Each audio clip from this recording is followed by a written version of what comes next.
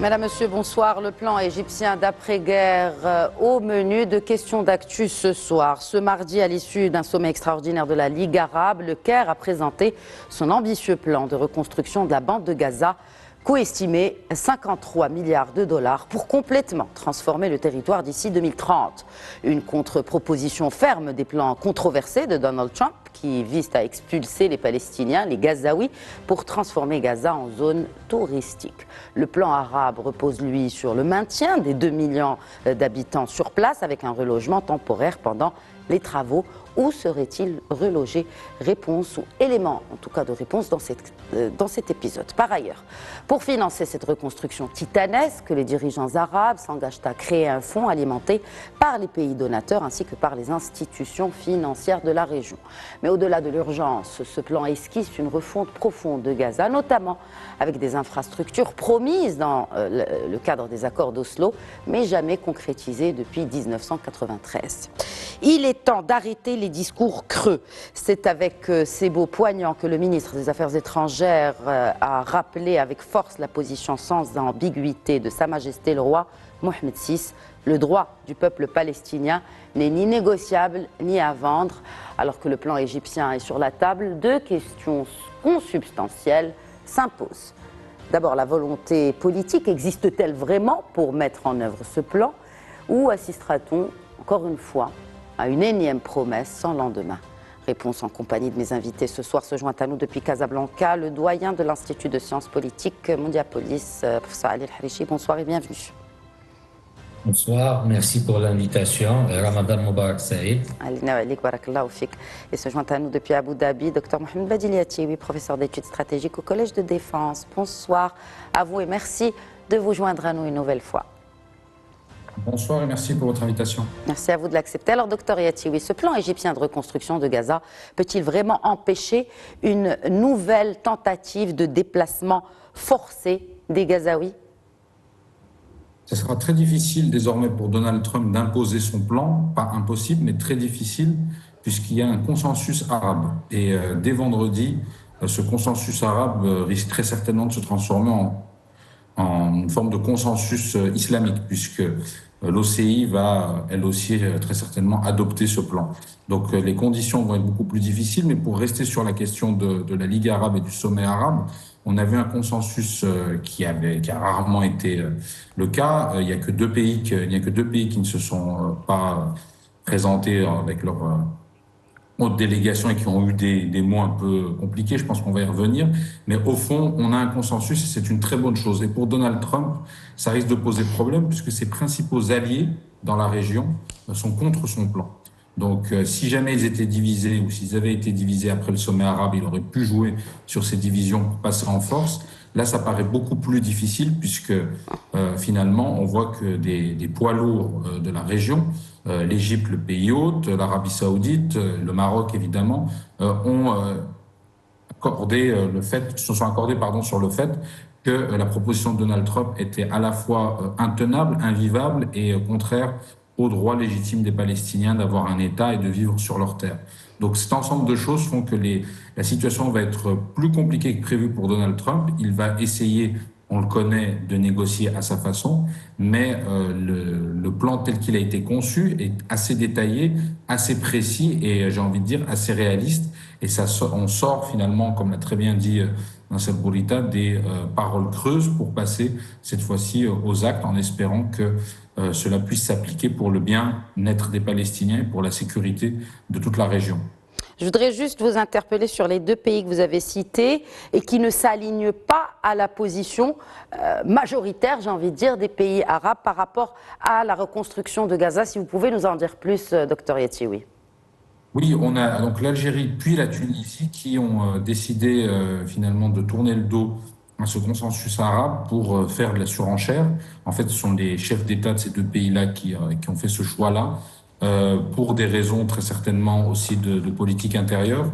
Mais on voit qu'il y a très certainement maintenant une véritable dichotomie chez les Arabes entre ceux qui ont choisi d'avoir une approche réaliste quelque part, et d'essayer de mener à bien des actions concrètes pour le bien-être des Palestiniens, et ceux qui sont dans la surenchère avec un discours très franchement suranné et qui ne colle pas du tout à la réalité du terrain. Donc on a vu que désormais ces deux pays-là sont bien évidemment en minorité, puisqu'il y a 22 pays arabes et uniquement 2 qui se sont opposés sur les 22 à cette proposition égyptienne qui a ensuite été discutée et améliorée par l'ensemble des États arabes. Mais on voit que même les pays du Golfe, par exemple, qui étaient très opposés il y a encore quelques mois sur le positionnement face à la question palestinienne, face au Hamas, etc., le Qatar, les Émirats et l'Arabie saoudite ont accepté de signer un accord commun et avec une vision commune. Et d'ailleurs, c'est très certainement eux, si le plan arrive à ses fins, c'est-à-dire qu'il se met en place, c'est très certainement ces 3 pays-là qui mettront la main à la poche principalement. Et puis on voit aussi qu'il y a un pragmatisme chez les Arabes, puisque toute une partie, notamment pour la formation des futurs fonctionnaires palestiniens, se fera par l'Union européenne. Donc on voit qu'il y a une volonté aussi d'ouvrir chez les Arabes du côté de l'Union européenne pour essayer de contrebalancer le fait que Donald Trump ait essayé d'imposer un plan assez excessif et hors sol. Donc on voit qu'il y a 2 camps en fait hors sol. Il y a Donald Trump et le gouvernement de Benjamin Netanyahou, et il y a de l'autre côté l'Algérie et la Tunisie, et au milieu. Enfin, j'ai envie de dire de l'autre côté, mais au final, les deux rejettent, c'est-à-dire les États-Unis et Israël, et l'Algérie et la Tunisie. Pour des raisons différentes. Oui, mais pour des raisons différentes, mais les deux rejettent.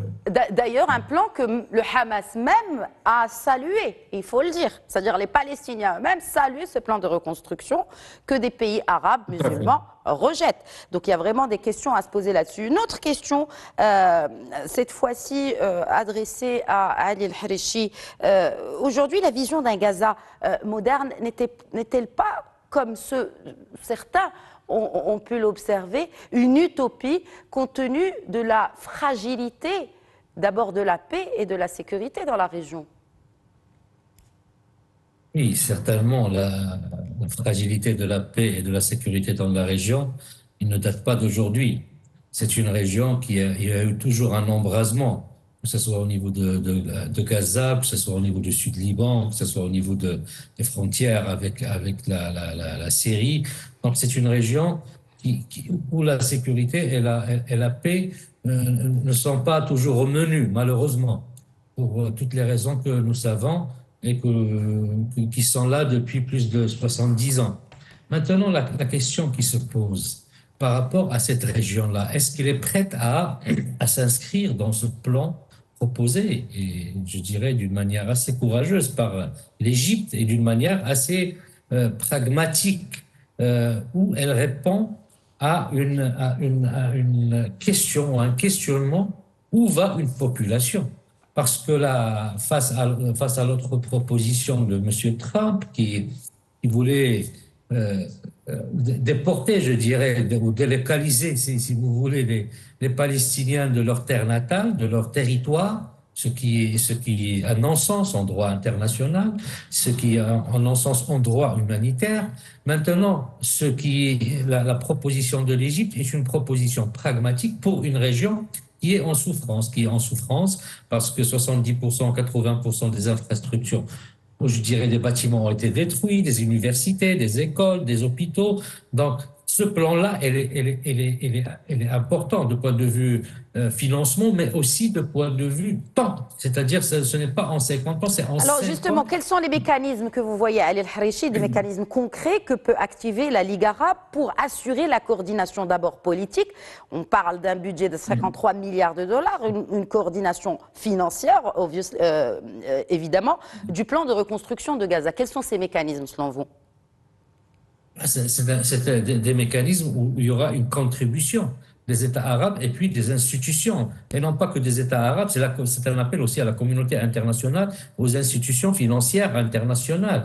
Parce que le monde entier a regardé pendant 15 mois ce qui se passait à Gaza pour reconstruire. D'ailleurs, les 53 milliards de dollars proposés dans le budget s'approchent de celles proposées par l'ONU pour la reconstruction de Gaza. Donc, cette reconstruction, d'abord reconstruire les infrastructures, c'est une reconstruction totale. On est dans un territoire, dans une bande qui a été presque détruite. Mais il y a quelque chose qui reste très important. C'est que la population de Gaza, est une population qui est alphabétisée, est une population qui a c'est-à-dire un niveau sur le plan de développement humain, elle est assez développée. C'est une population qui fréquentait les écoles, les universités.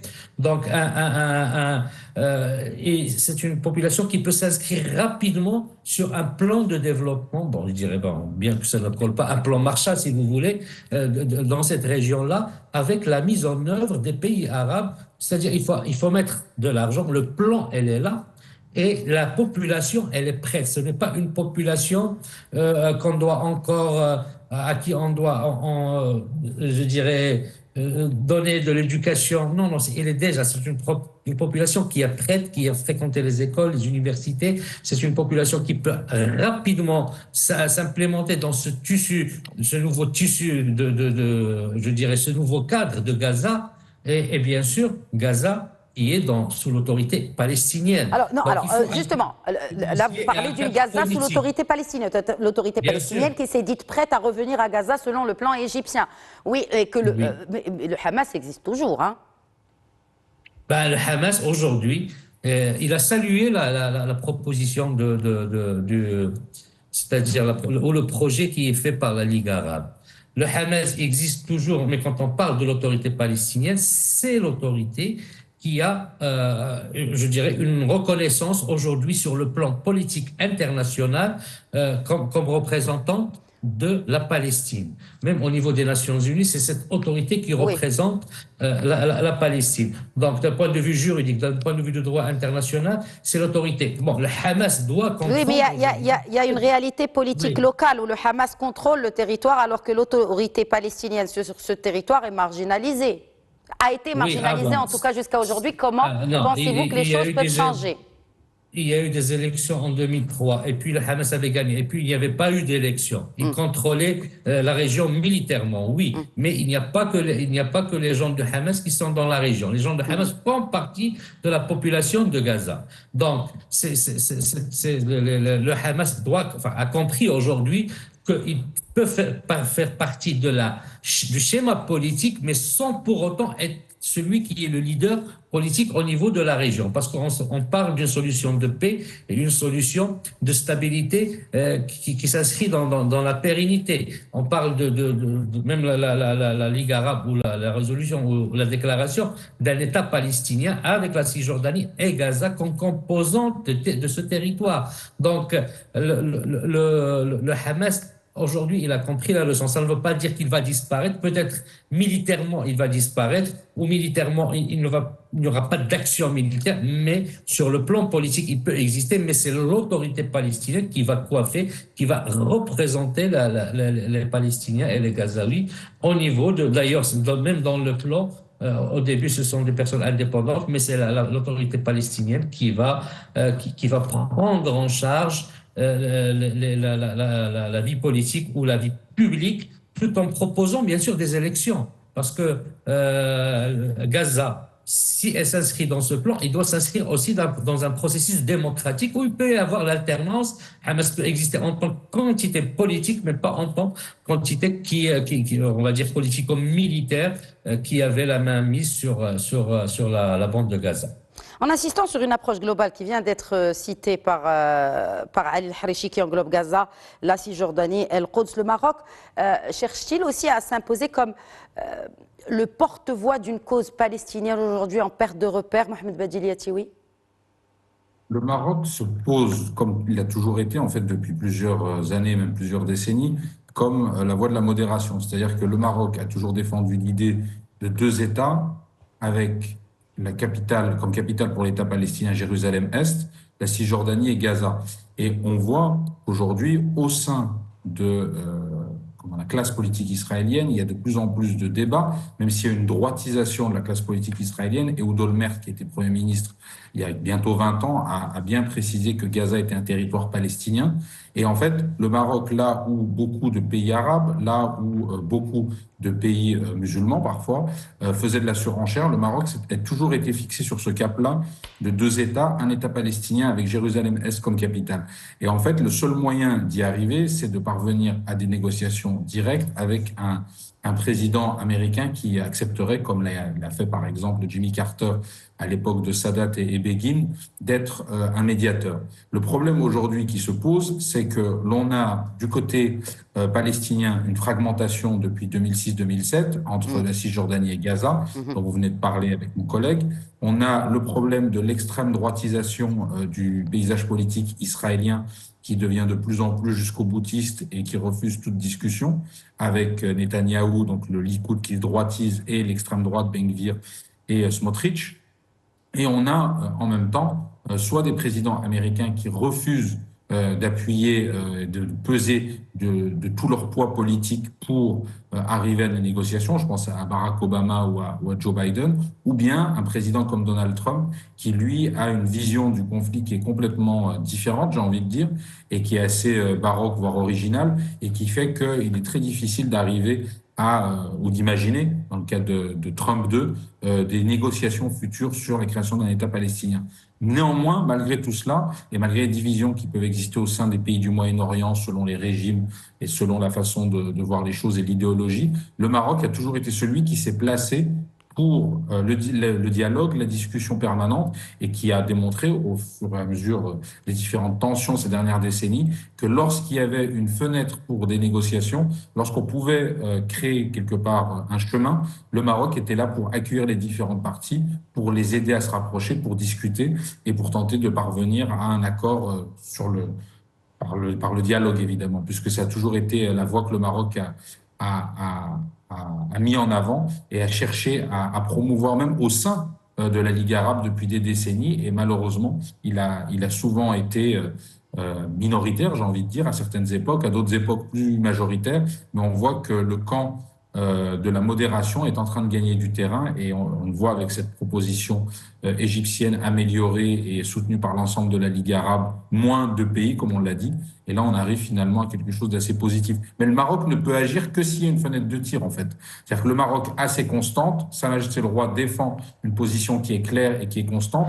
Néanmoins, si du côté des Palestiniens, du côté des Israéliens et des différents acteurs régionaux tout autour, il n'y a pas de volonté de dialogue, il n'y a pas de volonté de discuter ou de négocier, et s'il n'y a pas, évidemment, les Américains qui poussent, le Maroc ne peut rien faire seul, malheureusement. Mais fait déjà à travers l'agence Beit Mal Al-Quds, via le comité d'Al-Quds.